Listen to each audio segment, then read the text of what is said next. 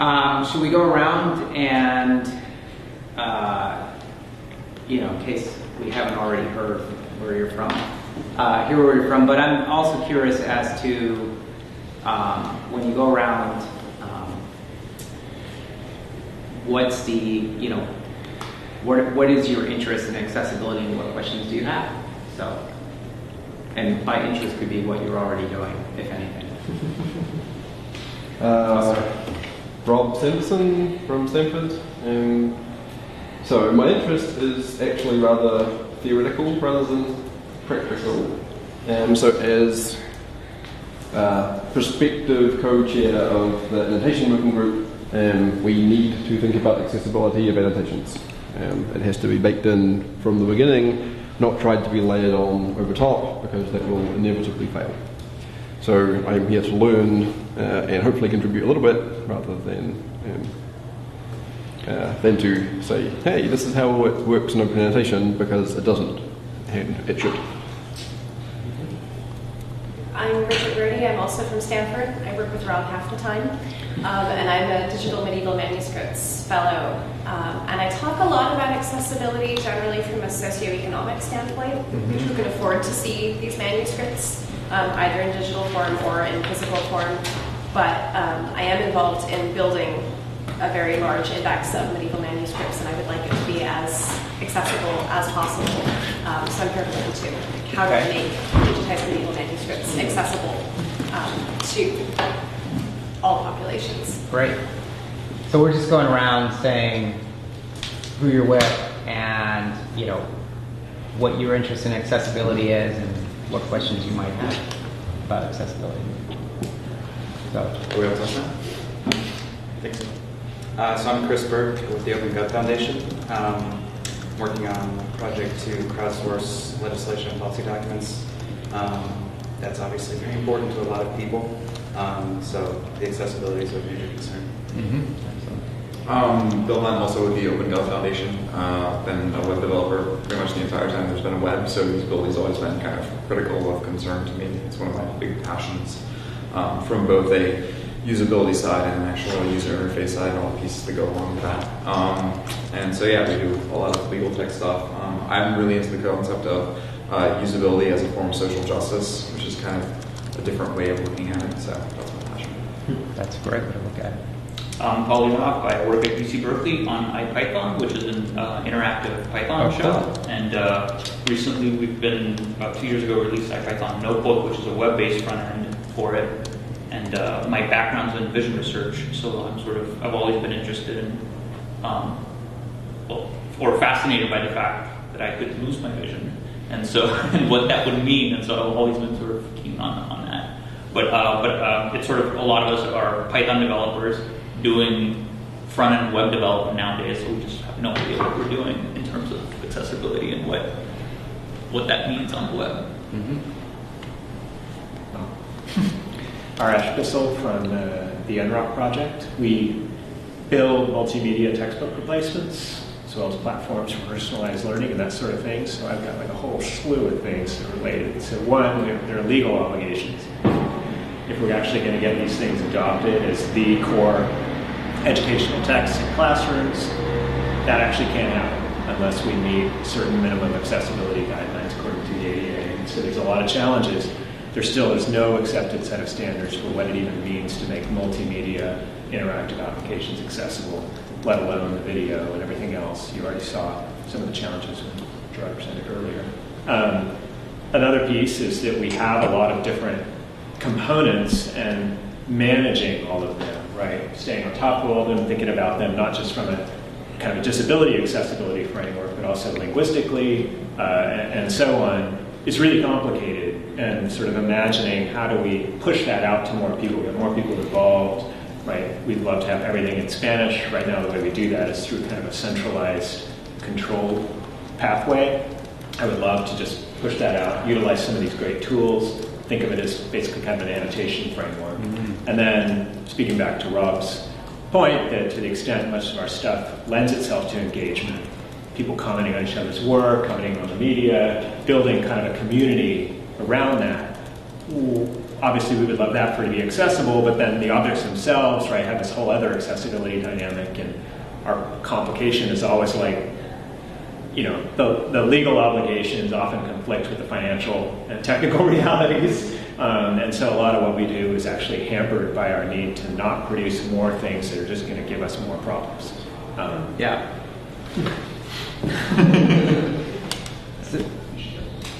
Okay, I'm Chris Chapman.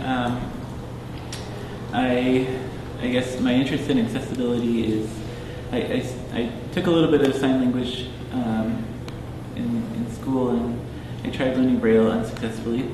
But I'm building a lot of software right now that deals with images, so making those accessible to the blind would be good. Right. So, you know, I think one topic or one thing that I'd like to put out there and just get kind of people's feedback is, so we've seen a lot of these projects are based on some common open source frameworks like Annotator, and that's perhaps a good thing, that there's some standardization around that, because one of the ways that I've thought about how the reality is, you know, we would love every web developer to know how to develop accessible applications, but we're not there, and I don't think we're going to be there anytime soon. And so if we can just build accessibility into the core tools that people are building off of, that would be a good thing. So I'm curious as to, you know, whether, well, A, are people planning on building off those common tools? And, you know, how can we get developers that do know how to develop accessible applications such as yourselves to contribute back to those projects' accessibility features? Any thoughts around that? Part of this is going to have to be passion projects for a lot of people. I mean, at the end of the day, Chris and I were just talking about this because we use Annotator on, you know, one of our projects as well, and there's fundamental usability flaws just built right in with it. You know, like there's just things that have to be fixed for it to get to a usable point for everything. But at the same time, too, when you're talking about annotation, and this is the other thing we were talking about this, there are certain features of annotation that fundamentally are really almost impossible to do through these tools.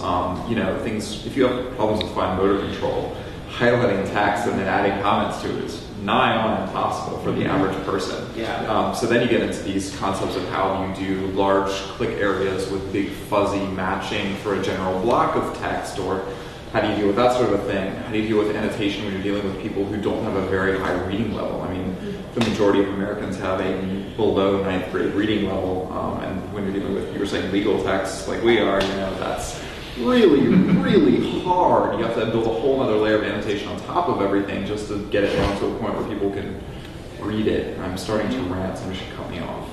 But this is great, because a lot of times, you know, like I focused on what we call print disabilities, which is like to blind, vision impaired, dyslexic. But yeah, there's these motor control skills. But you know, some of those things are actually just like, when you build interfaces for the blind, you also are building interfaces for the sighted who are driving. Yeah. The same thing with a motor control thing. You're building interfaces for people who are trying to do things on a tiny mobile screen, right? You have the same kind of issues. Yeah, I've had more sympathy for people who find motor control ever since I got an iPhone, honestly. Going from a Razor to an iPhone, I was just like, my big dumb thumbs can't handle this, and I totally sympathize. It's really hard. But I mean, that's the thing, is that part of these things, there's lots of tools out there too to help you kind of see how these problems work. Like, whenever we put anything out, generally speaking, we at least run it through links once or twice to see what people are actually seeing for the visually impaired, you know, to kind of get that other side of things, and trying to use the site that way, and I can give you a good insight. There's a lot of these little things so you can kind of have the experience. I think that, at the end of the day, for me as a developer, is one of like the critical things that you kind of have to do to really rock it. You know, when you're just throwing around designs, like figuring out how pieces are supposed to work, getting into those tools and really having that experience is wonderful because you can find these problems a lot quicker rather than down the road when it's more expensive and harder to fix. Not necessarily money-wise, but labor, effort involved. But going back to the thing that you started on too, with these tools, like Annotator's working on their 2.0, and they're going to have a whole plugin for their view layer. So theoretically, you can provide alternate experiences for users with these tools moving forward with some of the more mature ones, which is great too, because it doesn't necessarily have to be the same interface for all users. You can create parity by having separate interfaces depending on how people are approaching the content. In a lot of cases, you have to do that because of the nature of the content. Images, audio, depending on what disabilities you have, things like that, video. So the tools help some, and also having people build some of these things in. Like, it would be great if Annotator could instantly just have modes that trigger depending on what disabilities you were having to deal with, and you could easily turn those on and off, or auto-detect in some cases, obviously, depending on the screen reader and that sort of thing that you're doing. So. There are reference standards for that. Yeah, like in the UI. Well, they're in the works. They're not done yet. So, Yeah. But I'm curious how, since it's sort of embedded in the accessibility world, I feel like one of the challenges around accessibility is that for almost all projects, and we're like Exhibit A on this, accessibility is like that thing that you need to deal with. It's sort of like a sunk cost because you shouldn't be cutting anyone out of the ability to participate and so on. But especially in an educational context, if you start adding up all the different ways that something is not accessible, it starts turning into a really big fraction, right? In terms of like learning disabilities, just learning styles, if you want to throw that in as like a preference, languages, all the different physical disabilities. And now you're really getting down to the question of, all right, we should actually be thinking about the fact that we could design something beautiful, but some people, it's just not going to work. But a little bit of help, right? Like some ability to reference an alternative way of explaining that concept, or getting a graphical representation rather than a text-based one, or something like that. Now that's annotation that's sort of part and parcel of the experience you're trying to create for everybody. So it's no longer a philanthropic exercise. Like, this is core to making everything we're doing like really powerful, right? It just so happens that along the way, you're probably going to generate a lot of useful objects to reach those more extreme accessibility cases. Is that something you see as like a strategy that you would be seeking to implement, or is there any movement around that? Or? There's the whole thing of creating separate interfaces. An interface for people with disabilities and an interface for people without, right? And of course, there's a lot of gray zone in between there. Is somewhat controversial because what ends up happening is a lot of times is that let's say both interfaces come out, the one for the people without as many disabilities ends up revving much faster, and then the other thing just kind of falls behind. Absolutely. People forget about it. And so that's the challenge there. And then at the same time, trying to do the one that works for everyone is a pretty hard exercise. So depending on what you're trying to do. I don't have good answers to that. Is it worth discussing things in terms of annotation creation as opposed to annotation viewing?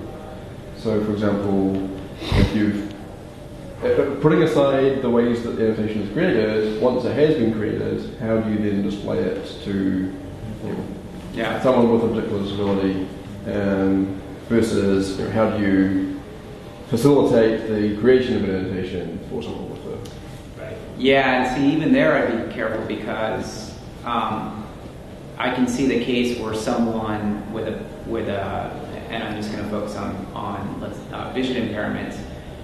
A person with vision impairments may actually have more reasons to create annotation than a person without, right? Mm-hmm. Because they don't want to go back and read that whole thing again, right? They really kind of rely on notes that they've created. I know with our dyslexic community for Bookshare, annotation is actually super critical to them because they don't want to go through and read the whole thing again or hear it again. So, Yeah, so creation is almost like I wouldn't say it's not, it's just as critical that the creation be accessible too. Yes, which I agree with completely. The thought was, is there a different set of solutions or challenges for creation compared to Writing for consumption, yeah. Right. Yeah, I think I would there's think so. different problems, yeah. I mean, especially if you're thinking about something like a dyslexic community, where if somebody really has to struggle through the text, probably they don't want to be taking text-based annotations, right? So, ideally there would be a tool that allows them to just say something about what that was about and the key points, and that's captured in audio. But then you need an interface that makes it possible to find those annotations in a way that, which is going to be quite different from, I'm guessing, from whatever the original interface was when they captured them. That's an interesting one, because then you want a combination of things, really. You want something that's like an audio clip that you can play back, and you would like a visual icon to give you something that's universal for them to latch on to and know what it is relevantly in context. It's a hard problem. Could I ask a stupid question? I've been kind of quiet There are no throughout stupid because I'm not questions. really a participant. Where does speech recognition, natural language processing, and command response fit in, if it does? Well, I mean, I think it does have a place. So, particularly with people with motor impairments. So that's another piece to it. And it helps with searchability. Yeah. When people are taking audio notes. Yeah. I can imagine, I guess you're looking at before, the kind of the Microsoft Clippy, I see that you're having a problem reading this text. How would you like some more text? Let me And annoy avoiding you. that situation, at all costs. Yeah. Super important. Yeah, I mean, I think the general theme here, what I'm hearing is that for creation, just like we want to be able to have, be able to annotate all types of media, we also want to create annotations with all multiple types of media. So whether it be video, potentially even, you may want to annotate text with video of you filming yourself. Right, yeah, especially with these guys. Yeah. Yeah. Keep talking, but I feel like something that's come up in a number of conversations I've had is that there does seem to be, with the possible exception of Rap Genius, this sort of anxiety around that people are building these great platforms that do all these things, and they have a constituent community in mind, and but like the actual usage rates are quite small, right? The participation rates tend to be fairly minimal. Are they getting the follow-on benefits of actually acquiring all these rich annotations? And, is that making like search for subsequent scholars better? Blah, blah, blah. And it does seem to me, kind of riffing on your point about the motivations, that we should be spending more time deciding like what actually motivates someone to do this. I mean, a lot of the contexts are scholarly or educational. In the first, it's, well, there's some belief that it's just part of practice, and in the second, it's you're told to do it. But it seems like there got to be more motivations than that, and at least in the case of accessibility, the motivation is that it's a way into whatever it is they're doing, which they must do because the native way of accessing it is so hard. They're not likely to replicate that. They kind of need to do it once, capture the experience in a way that they could actually reference later. So on one hand, it almost seems like an opportunity. If you could actually build things that are, yes, they may be done in an accessibility frame, but maybe that's what's going to start driving usage. People will start thinking of that as a better way to deal with things and capture the experience. But I'm just also wondering if there are others, there are other motivations along this line I'm just thinking of. So this is accessibility to the general public. Yeah. So how can we make annotations desirable and viral? Anyway, so. I think this plays into the point that Jono brought up as well at the beginning of requesting annotations, and if we can get the whatever Rap Genius called it, Rap IQ or Genius IQ or whatever, the gamification essentially of the annotations with requests. If you annotate this image with a good description and 6 people upvote it, then you get one more accessibility point or something like image genius like you, something. Then maybe there's a motivation for people, just from the whole, hey, I'm number 1 on the school board, I'm so great. Yeah. Yeah, so I think that accessibility is a great area to explore these sorts of things. Right, and now I go over here as well. Right. Well, that goes into a lot of what we're working on. Is if somebody's looking at a legal document, it's all legalese. So there's a very good chance they're going to select this, or they see other people have selected this, and saying, "Yo, like I want it. I want to know, and I want to get my input on this, but I need some explanation." But for our purposes too, I mean, you get down to this concept of having whatever service you're building, having a meta layer of like sort of a simplified explanation. But I mean, because that's great for everybody. There's rarely a case where, unless you're dealing with people who really want to know the super technical details, not having a summary doesn't improve the experience. That's just good usability across the board. Getting users to generate that is a tricky beast indeed, unless you can find a rabid population that loves the thing you're doing. Dig around on Reddit and dig until you find people who want to do it and get them involved. I mean, that's one way, but engagement's kind of a hard beast. For us, we've also done experiments using Mechanical Turk, and just paying people to build the pieces that were mission critical. So like for the Maryland laws, they didn't have titles on any of their laws, they just had laws. So we went and paid to have titles added for every single law of Maryland, because otherwise you have no idea what you're looking at or how to find the thing you need to find. So if you have the money for it, it's a great way to kind of build some of that stuff in by crowdsourcing, paying for it at a relatively cheap price. Yeah, I mean, for the amount of feedback we got, that was relatively cheap. Yeah, a couple $100, we got 30,000 laws or something encoded, which is fantastic. Yeah, I can also see another reason for motivation might be I want someone to tell me why this is actually true. Give me someone to go research why this statement is true.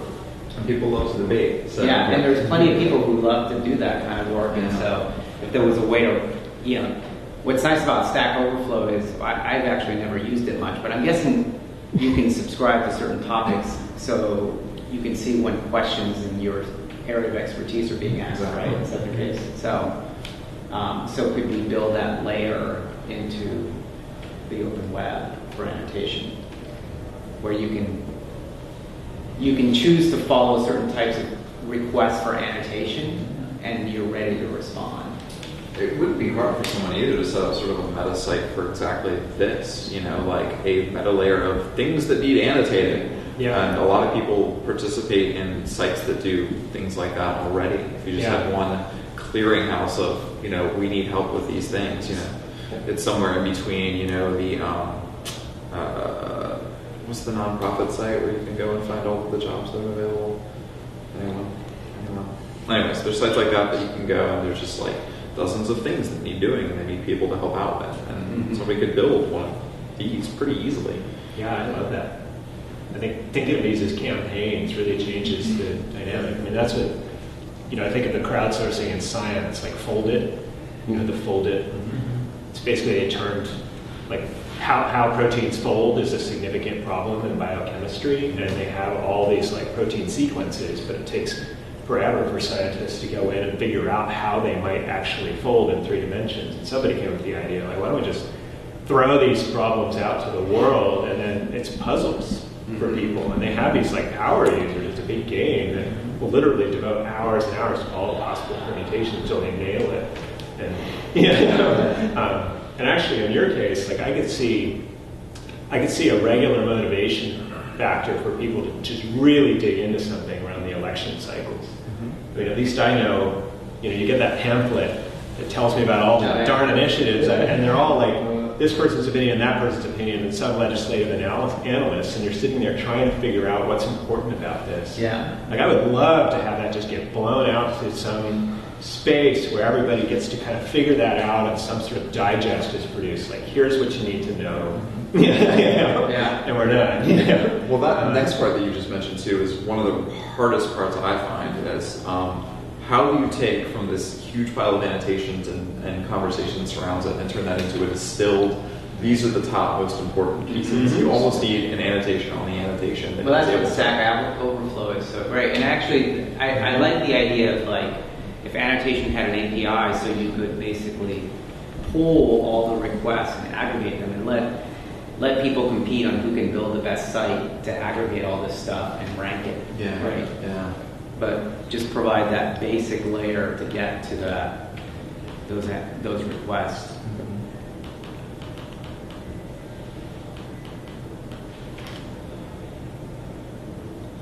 Yeah, I could totally see a campaign just on, especially around accessibility. Mm-hmm.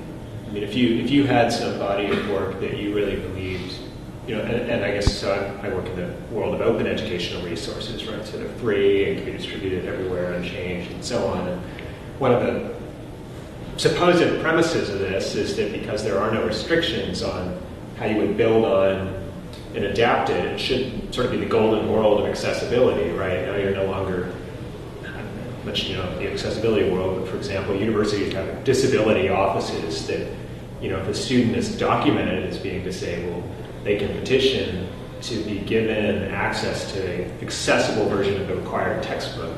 The textbook's copyrighted, so typically the way that happens is there's an obligation by law that the publisher allow the university to kind of literally rip that textbook up, convert it into some form that student can consume. As soon as the student's done with the course, the whole thing is flushed down the drain because the publishers don't want these alternative versions out there, right? It undercuts their bottom line. So, OER in theory changes that whole equation. But so far we're getting very, very little actual activity on that front. And it just feels like if we instead made it a campaign, like this is a textbook that a lot of people agree is totally worth having a fully accessible version, this, that, and the other, atomize the whole thing, drop it into some kind of an annotation framework, create a game-based dynamic, or whatever. That's what the poet tool that we showed this morning. Right. And what we do is we have these events called image slams that are volunteer coordinator, and we'll go into like a company that's having a volunteer day, and there'll be like 30, 50 employees that just are cranking out image descriptions in that tool. And so we'll get a whole, biology book, essentially, basic biology, with descriptions done. So how do we...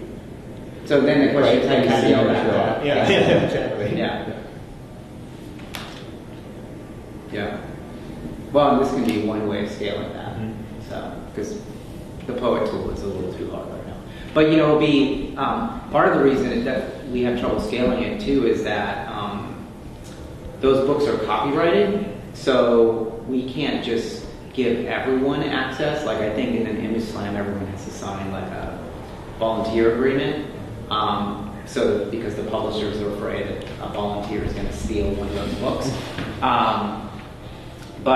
And we have a way of kind of breaking up the books into smaller chunks. But as the more content becomes open, right, that issue goes away. So then it is easier to scale these things out. So we can take an OER and just rip it apart and send it to a bunch of people and they'll deal with it. This is specific to our domain, but at the moment, the lack of accessible versions of OER is a major impediment to OER uptake.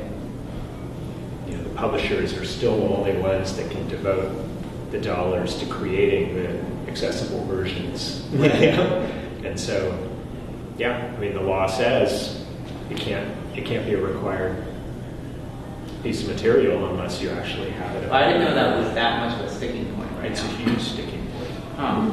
Yeah. So almost all, even really, really high quality OER, like we spent all the money on the content side, expertise and everything else, they're all in the supplemental education bucket. Right. Because nobody can get that. I wonder who's creating that recognition that they need to be, because the commercial publishers would have every reason to use that as a way to keep OER out. Oh yeah. I mean, it's a good example of how, it's clearly well-intended policy, right? I mean, we can all agree that you should require something that someone in your class can't fundamentally use, but without good, especially I think technology is going to have to be part of the solution set here, right? I mean, without a way of actually making it so people can take advantage of these things within the limits of the law, then we're just stuck. Anyway.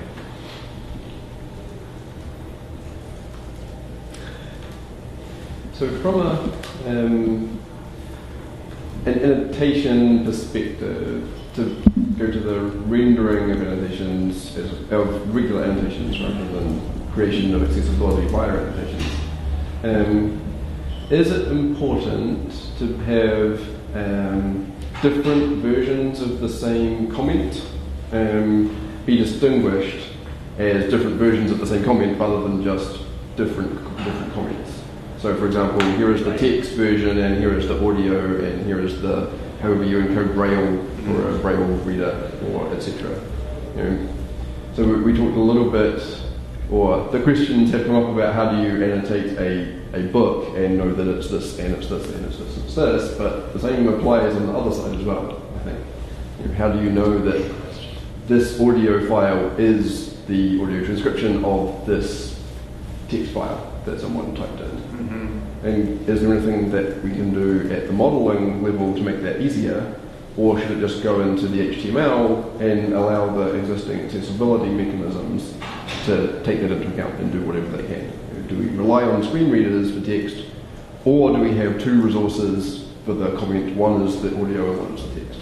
Well, for a lot of these things, I mean, there is like HTML mechanisms to handle the vast majority of it. The more you can use that, the more that the screen readers are going to rely on it, which is fantastic.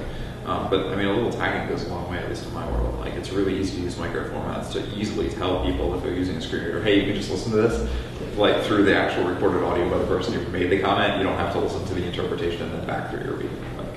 But giving people the flexible option too, you don't want to force them either. Like some people just prefer to read Braille rather than having it read to them because sometimes they can read it faster.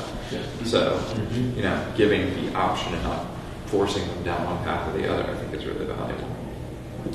So I think it kind of, that triggered a similar thought, which is how do you know, you got two descriptions for the same image, how do you know which one's the better one? Right. And so having some kind of way of attaching ratings and even kind of knowing the reputation of the person that wrote the description is a good thing.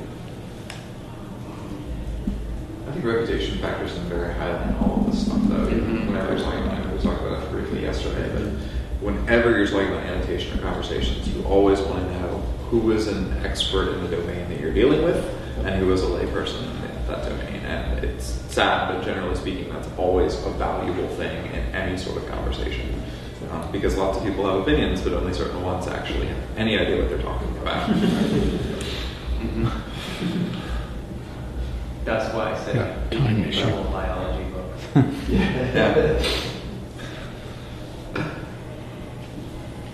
I think with reputation systems, you get sort of you can get communities sort of for free. That's really what, like, I don't like the reputation system on Stack Overflow, because to me that just tells me somebody that has a high Stack Overflow just tells me they're on Stack Overflow a lot. They may not have the expertise. They know how to be on Stack Overflow. That's what they do. GitHub doesn't have a notion of reputation whenever somebody makes a comment or something like that, but I can click on their profile and I can see which project they've started, which project they've contributed to, how many contributions they have. And that is actually often how I end up finding people and new projects and things like that. Like, GitHub has this community discovery aspect to it where somebody just favorited one of my projects. I go look in their profile, see what things they're working on. It's like, oh, this sort of thing totally makes sense for me to know about. The difference being, though, that the technical world is a rare field where it's a relatively transparent meritocracy, Right. You could tell most about a person's career by looking at their LinkedIn and their GitHub profile and know everything you need to know about them, like fundamentally. Right. And that's not true of the rest of the world yet. But if we had just a GitHub centralization for annotations, to me that's the promise of hypothesis. Yeah, and that only tells you about the annotations that they're doing. It doesn't tell you about their role in the world. Like it's the same Stack Overflow. It's just the Stack Overflow. Okay. So it's not based on the number of things you do. You really need some way of verifying. This is things that we've been talking with a bunch of people now, trying to figure out how do we know that somebody that comes to our site and comments on a bill is actually a lawyer. Like, other than getting a phone call and having them fax us their legal degree, it's really hard to solve that problem and know that they're actually a domain expert. I don't know a good solution. We don't have a universally way of identifying people. The best you can do is hope that they have a Twitter account that's verified and tie it to that, because Twitter actually does a decent job of verifying people in given domains. Aside from that, I've struggled with this. Yeah, Sorry, go ahead. I mean, we were talking with the guys over at Rap Genius, and it's, all right, so you guys have editor roles, you have moderator roles, so you're working on the same problems. Now they're going to be branching off into law with News Genius.